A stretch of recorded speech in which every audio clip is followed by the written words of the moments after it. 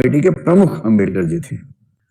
और क्योंकि संविधान अंबेडकर के हाथ में था और क्योंकि महात्मा गांधी की इस प्रोसेस के बीच में मृत्यु हो गई थी, अंबेडकर ने कुछ कमाल तो संविधान में कर दिया।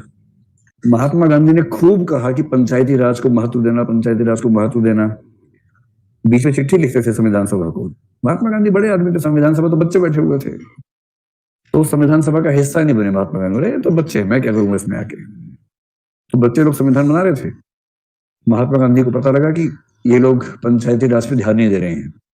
एक चिट्ठी लिख दी कि मुझे पता चल रहा है कि आप लोग पंचायती राज पे कम ध्यान दे रहे हैं, मेरी सलाह है कि उस पर ध्यान ज्यादा दें।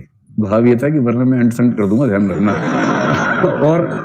और गांधी जी अगर संविधान सभा के खिलाफ अनशन में बैठ जाते, संविधान सभा की क्या हैसियत थी उनके सामने, सब पिट जाते हो किस दिन। तो सबने कहा नहीं नहीं, हम ध्यान देंगे, ध्यान देंगे। फिर महात्मा गांधी का देहावसान हो गया। अंबेडकर पंचायती राज के घोर विरोधी थे। उनको अच्छे से पता था कि पंचायत के नाम पे जो दबंगई होती है गांव के अंदर, वो सवर्ण पुरुषों की ही होती है। अगर आपने अपने गांव की पंचायत देखी हो, एक तो जो पंचायत अभी बनती है 73rd 74th अमेंडमेंट के तहत, 73rd के तहत, उसमें तो आरक्षण हो गया थोड़ा बहुत। आरक्षण के बाद भी स्थिति क्या है हमें पता ही है अच्छे तरीके से, है ना। आरक्षण के बाद भी क्या हालत है पता है। उस आरक्षण से पहले की पंचायतों को याद कीजिए, जिसके लिए प्रेमचंद पंच परमेश्वर लिखे गए थे।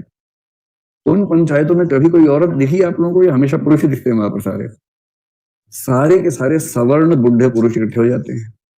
3 शर्तें हैं उसमें होने की: सवर्ण होना, बुढ़ा होना, पुरुष होना। और अगर गांव के सवर्ण बुढ़े पुरुष सारे फैसले करेंगे तो समझ सकते हैं कि जो अवर्ण है उनके पक्ष में नहीं होगा, महिलाओं की भागीदारी होगी नहीं उसमें, और नवाचार की संभावना खत्म, सारे बुढ़े बैठे हैं। ऋषि अंबेडकर ने कहा कि असली अन्याय गांवों में होता है, और यदि ग्रामीण समाज को अन्याय से मुक्त करना है तो पंचायती राज को सबसे पहले खारिज करना होगा। अंतर देखिए, गांधी जी कह रहे कि पंचायत के बिना देश बढ़ेगा नहीं, और ये कह रहे कि जिस तरह से देश को बढ़ाना चाहते हैं वैसे हम नहीं बढ़ाना चाहते, हमें वो अन्याय नहीं चाहिए, हमें पंचायत नहीं चाहिए। और फाइनली पंचायत हमारे देश में मतलब सिस्टम के तौर पे मूल संविधान में नहीं आ सकी।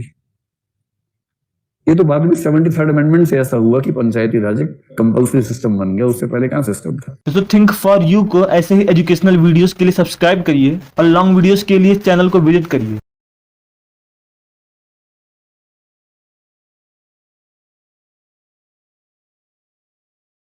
अगर अंबेडकर ना होते तो आज आप यहाँ ना होती, घर में चूल्हा चौका कर रही होती। तो वो धर्मांतरण के